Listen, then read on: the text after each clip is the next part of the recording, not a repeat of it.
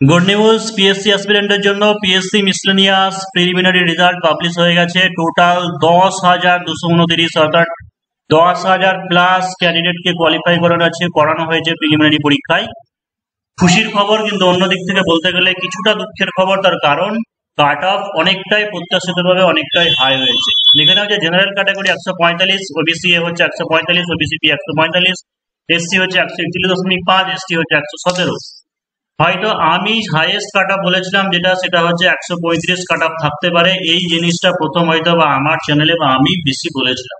এর তাছাড়া অন্যান্য ক্যাটাগরি অন্যান্য সবাই হয়তো 115, 20, 25 এরকম থাকবে বলে বলা হয়েছিল। এবং 135 বলার জন্য অনেক ক্যান্ডিডেট যারা হয়তো ভুলভাল কথা বলেছিলেন যে এত বেশি যাবে না, আপনি কোনোদিন কি পরীক্ষা দিয়েছেন, সমস্ত ব্যাপার। তো যাই হোক, আর এসব বলে আর তর্ক বিতর্ক করে কি দরকার। হ্যাঁ, আসল ব্যাপারটা হচ্ছে যে আমার কাজ আমি করেছি, তোমার কাজ তোমরা করেছো।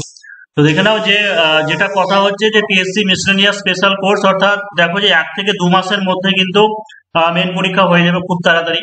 তো 2 মাস হাতে যদি আমরা সময় পাই, তো 1 থেকে 1.5 মাসের মধ্যে সমস্ত সিলেবাসটা আমি স্মার্ট ওয়েতে একবার রিভিশন করব। যা যা আছে, অর্থাৎ বেঙ্গলি 150 নম্বরের বা ইংলিশ 150 নম্বরের, জিকে ম্যাথ 150 নম্বরের, যা যা সাবজেক্ট আছে, রিপোর্ট, প্রেসি, এসে, ট্রান্সলেশন বা তোমার হচ্ছে বাংলা ব্যাকরণ বা হচ্ছে ইংলিশের গ্রামার বা ডেসক্রিপটিভ ম্যাথ, জিকে ডেসক্রিপটিভ, তারপরে জিকে শর্ট, যে সমস্ত জিনিসগুলো আছে সেই সমস্ত জিনিসগুলো আমি স্মার্ট হয়ে, তার কারণ হচ্ছে অলরেডি এখানে ক্লাস চলছিল পরীক্ষা প্রস্তুতিতে, তো ব্যাচ কমপ্লিট হয়ে আছে।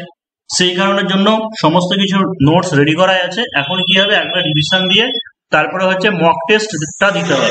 ঠিক আছে, ফুল মক টেস্টটা দিতে হবে, একদম এক্সাম ওরিয়েন্টেড। যেমন পরীক্ষা হবে মিসলেনিয়াসের সেরকমই তুমি এখানে মক টেস্ট দিয়ে নিতে পারবে এবং হচ্ছে পেপার চেক করে নিয়ে তোমার অবস্থান পজিশনটা বুঝতে পারবে, কোথায় ভুল ত্রুটিগুলো হচ্ছে সেইগুলো জানা কিন্তু ভীষণ জরুরি। তো মোটামুটি বলে দিলাম সবকিছু করানো হবে। তাও এখানে দেখে না বলে দিচ্ছি যে বেঙ্গলির ক্ষেত্রে যে ইংলিশ আছে অর্থাৎ ট্রান্সলেশন করানো হবে, রিপোর্ট, বেসিক গ্রামার করানো হবে। এইদিকে হচ্ছে রিপোর্ট রাইটিং এর টপিক কিছু তোমাকে বলছি যে এর থেকে আরো বেশি টপিক করানো হবে, যেমন হচ্ছে green house effect, global warming, biodiversity, ecosystem, air, water, sound pollution. তারপরে হচ্ছে তোমার social site, internet, mobile, online education, artificial intelligence, modern society, exponential growth of population, women empowerment, drug addiction, ragging, rape and its solution, conscience and intrinsic value of human, renewable energy, Kanyashree. এরকম ধরনের যে সমস্ত topic লিখতে হচ্ছে, বর্তমান সমাজে চলচ্চিত্র সিরিয়ালের প্রভাব, শৈশবে শিশুর পিঠে ব্যাগের বোঝা, সমাজের মাধ্যমে শিশু অবলম্বন করে মুনাফা ইত্যাদি, এরকম ধরনের যে সমস্ত রিপোর্ট আছে বাংলায়। এবং ইংলিশ গ্রামার পোর্শনে যে জিনিসগুলো আসে, যেমন তো ফিল ইন দ্য ব্ল্যাঙ্কস বা rewrite sentence correctly, making sentence with idiom phrase. তারপরে হচ্ছে তোমার synonym, antonym, homonym, voice change, যেগুলো তার সঙ্গে ক্লিয়ার করে রাখতে হবে। শুদ্ধ বানান, এক কথায় প্রকাশ, প্রবাদ প্রবচন, এর সঙ্গে ব্যাকরণের অন্যান্য চ্যাপ্টারগুলো করতে হবে। তারপরে চলে আসে ম্যাথ সিলেবাসের মধ্যে বীজগণিত থেকে সূচক, করণী, সরলীকরণ, পাটিগণিতের মধ্যে শতকরা, লাভক্ষতি, সময় দূরত্ব, সময় কার্য, চৌবাচ্য নাম, সরল সুদ, চক্রবৃদ্ধি সুদ, অনুপাত, সমানুপাত, অংশধারী কারবার, মিশ্রণ, পরিমিতি চলে আসো যে আয়তক্ষেত্রে, বর্গক্ষেত্রে, শঙ্কু, এগুলো করতে হবে। জিকে দেখো যে 100 মার্কসের থাকবে, তার মধ্যে 20 নম্বরের একটা সাম্প্রতিক ঘটনাগুলির উপর কম্পালসারি থাকে। তারপরে যে 15 নম্বরে 2টো কোশ্চেন থাকে। তো যে যা যা আছে সেই সমস্ত জিনিসগুলো পড়া হবে। কারেন্ট টপিকের মধ্যে দেখে নাও যে ragging, causes, remedy, rules, regulation, rape and assault, তারপরে Chandrayaan 3, T20 world cup, foreign trade policy, Israel Palestine conflict, G20, NATO summit, artificial intelligence, তারপর যে LIGO India project, human genome project, cyber crime, কিছু কিছু এখানে টপিক আলোচনা করলাম, সমস্ত topic এখানে আলোচনা করছি না। তো মেন কথা হচ্ছে এটাই যে তোমরা যারা অ্যাডমিশন নিতে চাইছো, মানে এখন এই রেজাল্ট তো পাবলিশ হয়ে গেছে, এখন ফিস অনেকটাই কম হবে।